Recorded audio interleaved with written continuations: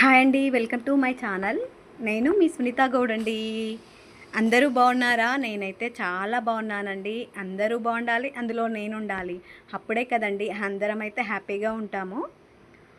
ఎవరైతే నా channel first time చూస్తున్నారో వాళ్ళైతే ఫస్ట్ సబ్స్క్రైబ్ చేయండి. ఎలాగో ఛానల్లోకి వచ్చారు కాబట్టి ఒక లైక్ ఇవ్వండి. ఈరోజైతే మీ ముందుకు వచ్చేసి నేను మసాలా క్యాప్సికమ్ కర్రీతో అయితే మీ ముందుకు వచ్చానండి. లాస్ట్ వరకు చూడండి వీడియో. మధ్యలో ఎక్కడ స్కిప్ చేసినా మీకు కర్రీ అర్థం కాదండి. టేస్టీ చిక్కగా గ్రేవీగా ఉండే కర్రీతో అయితే మీ ముందుకు వచ్చానండి. దీనికోసం అని చెప్పేసి కావలసిన పదార్థాలు అయితే చూసేద్దామనండి. 1/2 kg క్యాప్సికమ్,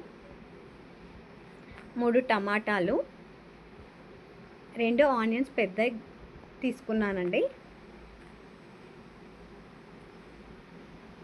క్యాప్సికమ్ ముక్కలు అయితే కట్ చేసి పెట్టేసుకున్నానండి నేను. దీంట్లో గింజలు ఉంటాయి కదండి, అవి తీసి పక్కన పెట్టేసుకున్నాము. ఇవి కట్ చేసేటప్పుడు కొంచెం జాగ్రత్తగా చూసుకొని కట్ చేయాలండి. ఆ గింజలలో అయితే పురుగులు ఉంటాయండి. టమాటాలు అయితే ఈ విధంగా ముక్కలుగా కట్ చేసుకోవాలండి. ఆనియన్స్ కూడా కొంచెం పెద్ద సైజుగానే కట్ చేసి పెట్టుకున్నానండి నేను. చింతపండు నిమ్మకాయ సైజ్ అంతా నానబెట్టి పక్కన పెట్టేసుకున్నానండి. దీనికోసం అని చెప్పేసి గ్యాస్ ముట్టించేసుకొని చిన్న ముక్కుడు పెట్టేసుకున్నాను. దాంట్లో అయితే మెంతులు అయితే వేసుకుంటున్నానండి టేస్ట్ కోసము. ఎక్కువ వేసుకుంటే అయితే కర్రీ అయితే చేదవుతుందండి, కొంచెం వేసుకోవాలి. దీంట్లో ధనియాలు వేసుకుంటున్నానండి మనకు కావాల్సినన్ని. కొంచెం ధనియాలు ఫ్రై అయిన తర్వాత దీంట్లోనే నువ్వులు వేసుకుందామండి. మీరు కావాలంటే వేరువేరుగా కూడా ఫ్రై చేసుకోవచ్చండి. నేను రెండు ఒకే దగ్గర ఫ్రై చేస్తున్నాను. ధనియాలు అండ్ నువ్వులు ఏంటంటే నువ్వులు అనేటివి తొందరగా వేగవండి. పైన వేగుతావు కానీ లోపల వేగవు. మీకు కొంచెం వాటర్ ఇట్లా చల్లేసి ఇట్లా ఫ్రై చేసుకున్నారనుకో ఇంకా మంచిగా ఫ్రై అవుతాయండి. నువ్వులు అయితే ఇవి చిట్టపట్టలు ఆడతాయి కాబట్టి నేను ఇలా తిప్పేసుకుంటున్నాను. కావాలనుకుంటే మీరు కొంచెం 2 minutes మూత పెట్టేసుకొని కలిపేసుకుంటే అయిపోతుందండి. ఇవి మనం గ్రైండ్ చేసుకోవాలి కాబట్టి చల్లారాలి కాబట్టి తీసి పక్కన పెట్టేసుకుందాం ఒక బౌల్లో. అలాగే గ్యాస్ పైన మళ్ళీ ఇంకొక బౌల్ పెట్టేసుకొని దాంట్లో తగినంత ఆయిల్ అయితే వేసుకుందామండి.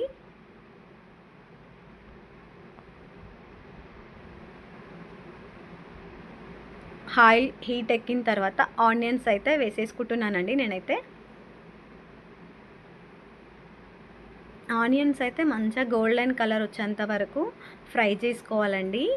మూత అయితే అస్సలు పెట్టొద్దండి. మూత పెట్టడం వలన ఏంటంటే ఇట్లా వాటర్ లాగా వచ్చేసి ఆనియన్స్ అయితే మంచి ఫ్రై కావండి. గోల్డెన్ కలర్ వచ్చేంత వరకు అయితే ఫ్రై చేసుకోవాలండి. ఇవి కొంచెం గోల్డెన్ కలర్ వచ్చిన తర్వాతనే టమాటాలు వేయాలండి. ముందు టమాటాలు వేసుకున్నాం అనుకోండి ఆనియన్స్ అనేవి ఏంటంటే మంచిగా ఫ్రై కావు, టేస్ట్ అనేది ఉండదు కర్రీ. ఈ కలర్ అయితే సరిపోతుందండి ఆనియన్స్. అలాగే ఇందులో టమాటాలు వేసేస్తున్నానండి.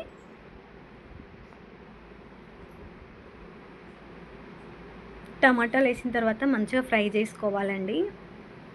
టమాటా మెత్తగా ఉడకాల్సిన అవసరం లేదండి, కొంచెం ఫ్రై అయితే సరిపోతుంది మనకు. మనం దీన్ని ఏంటంటే మిక్సీ పట్టేసుకుంటాం కాబట్టి కొంచెం ఫ్రై అయితే సరిపోతుంది. మూత అయితే పెట్టొద్దండి. ఒక 2 minutes మాత్రమే మూత పెట్టేసుకోవాలండి. ఏంటంటే ఇట్లా మూత పెట్టడం వల్ల ఏంటంటే ఇట్లా వాటర్ లాగా అయిపోయి గ్రేవీ అయిపోతుందండి. అందుకని చెప్పేసి ఒక 2 minutes మాత్రం పెట్టేసుకొని కొంచెం టమాటా అనేది కుక్కు కావాలి కాబట్టి కొంచెం ఉడకాలి కాబట్టి ఒక 2 minutes మాత్రమే పెట్టేసుకున్నాను. ఈ విధంగా సరిపోతుందండి ఫ్రై అయితే. దీన్ని అయితే తీసుకొని పక్కన పెట్టేసుకుందాము. ఆయిల్ లేకుండా తీసుకోవాలండి. ఇదే ఆయిల్లో మనం కర్రీ చేసుకుంటాం కాబట్టి.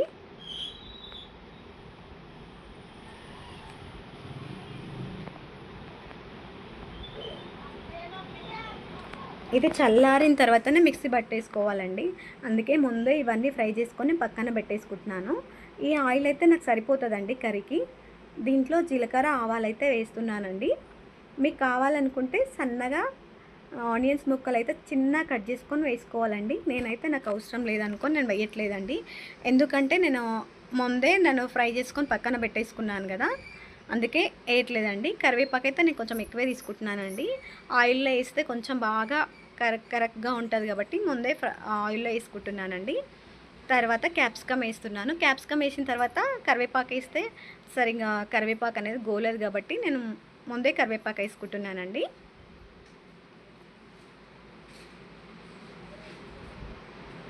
దీన్నైతే మంచిగా కలిపేసుకుందామండి. తగినంత పసుపు వేసుకుందాము. అల్లం వెల్లిగడ్డ అయితే నేను అల్లం వెల్లిగడ్డ పేస్ట్ అయితే కొంచెం ఇది క్యాప్సికమ్ ఫ్రై అయిన తర్వాతనే వేస్తానండి. ముందే అల్లం వెల్లిగడ్డ పేస్ట్ వేస్తే ఏంటంటే క్యాప్సికమ్ అనేది మాడిపోతుంది, అడుగంటుతుంది. అందుకని చెప్పేసి నేను అల్లం వెల్లిగడ్డ అయితే వేయలేదండి. ఒక 5 మినిట్స్ మూత పెట్టేసుకుందాము. తర్వాత కలిపేసుకుందాము.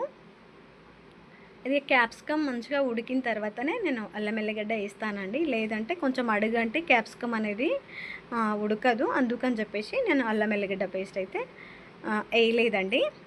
ఇదైతే ఆయిల్లో మంచిగా ఫ్రై కావాలండి. ఫ్రై అయిన తర్వాతనే అల్లం ఎల్లిగడ్డ పేస్ట్ వేయాలి. ఇప్పుడైతే నేను అల్లం ఎల్లిగడ్డ పేస్ట్ వేస్తున్నానండి. ఆల్రెడీ సగం కుక్ అయిపోయింది క్యాప్సికము. అందుకే అని చెప్పేసి ఇప్పుడు అల్లం ఎల్లిగడ్డ పేస్ట్ అయితే వేస్తున్నానండి.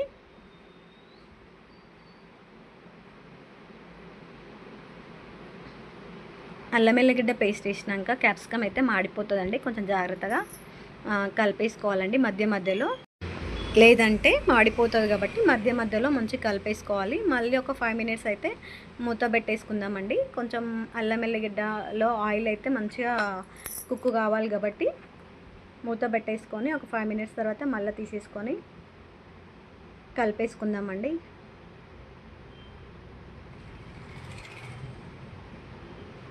ఆయిల్లోనే మంచిగా ఫ్రై కావాలండి క్యాప్సికమ్ అయితే, అప్పుడే బాగా టేస్టీగా ఉంటుందండి.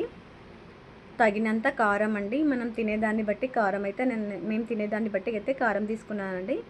సాల్ట్ వేసిన తర్వాత మంచిగా కలిపేసుకోవాలండి. ఇప్పుడు కూడా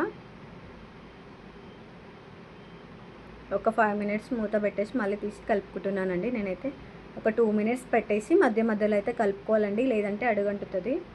క్యాప్సికమ్ అయితే ఉడికిందండి. ఇంకొంచెం ఉడకాలి. ఇది ఉడికేలోపు మనమైతే ముందే అన్నీ చల్లారబెట్టుకున్నాం కదా, ధనియాలు, నువ్వులు ఇవన్నీ మిక్సీ చేసేసుకుందామండి.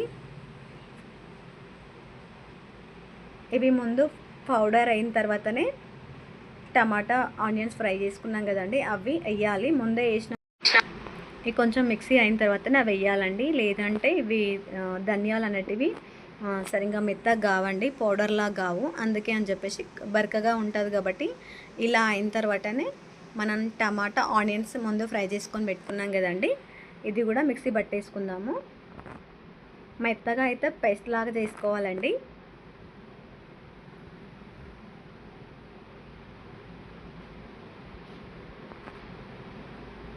చల్లగా అయిన తర్వాతనే మిక్సీ పట్టుకోవాలండి, లేదంటే సరిగ్గా మెత్తగా పేస్ట్ లాగా అయితే కాదు. చింతపండు వేస్తున్నా, లాస్ట్లో అయితే చింతపండు వేసేసి మిక్సీ పట్టేసుకుంటున్నానండి. మెత్తగా పేస్ట్ లాగా చేసుకోవాలండి. చాలా స్మూత్గా ఉండాలండి, లేదంటే కర్రీ పైన అంతా ఇట్లా పైకి వచ్చేస్తుందండి. ఈ విధంగా ఉంటే సరిపోతుందండి.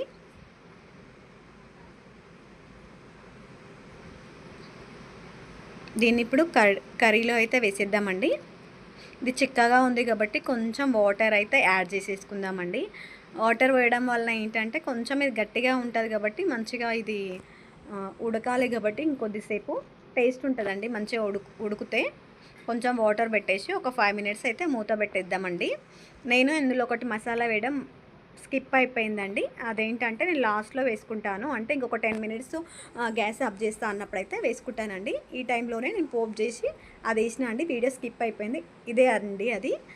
మసాలా కోసం అయితే దాల్చిన చెక్క, లవంగం, ఇలాచి, సాజీరా, మసాలాకు, శనగపప్పు, మినప్పప్పు ఇవన్నీ పోపు చేసి నేను లాస్ట్లో వేసిన అండి. ఇది అదే, కాకపోతే వీడియో అనేది స్కిప్ అయిపోయిందండి. చాలా టేస్ట్గా ఉంటుందండి. షుగర్ అయితే కొంచెం వేస్తున్నానండి టేస్టీ కోసం, కొంచెం వగర్గా ఉంటుంది కాబట్టి కొంచెం టేస్ట్ కోసం అయితే వేస్తున్నానండి. దీంట్లో లాస్ట్లో మనం కొత్తిమీర అయితే వేసేసుకుందామండి. నేను మసాలా ఇదంతా ఎందుకు లాస్ట్లో వేస్తున్నానంటే శనగపప్పు మినపప్పు అనేది మెత్తగా ఉడికిపోతుంది కాబట్టి అందుకే వేయలేదండి. లాస్ట్లో వేసుకుంటే బాగా టేస్టీగా ఉంటుంది. శనగపప్పు మినపప్పు నార్మల్గా ఉడుకుతుంది కాబట్టి. ఇంకా మసాలా ఫ్లేవర్ అయితే చాలా బాగుంటుందండి. ఒక 10 మినిట్స్ మనం గ్యాస్ ఆఫ్ చేసుకునేటప్పుడు పోపు చేసేసుకొని వేసుకున్నాం అనుకోండి, అది ఇంకా బాగుంటుందండి టేస్ట్ అయితే. చూడండి ఇట్లా ఆయిల్ పైకి వచ్చేంత వరకు అయితే ఉంటే సరిపోతుందండి. ఇది చల్లగా అయిన తర్వాత ఇంకా చిక్కగా అయిపోతుందండి. కొంచెం ఇట్లా వాటర్లా ఉన్నప్పుడు కొంచెం గ్యాస్ ఆఫ్ చేసుకుంటే అయిపోతుందండి. ఇది వేడివేడి అన్నంలోకి చపాతీలకు బాగా చాలా టేస్టీగా ఉంటుందండి. నాకైతే ఈ కర్రీ ఇలా వచ్చింది. మీకు ఎలా వచ్చిందో కామెంట్ చేయండి. Please friends support me.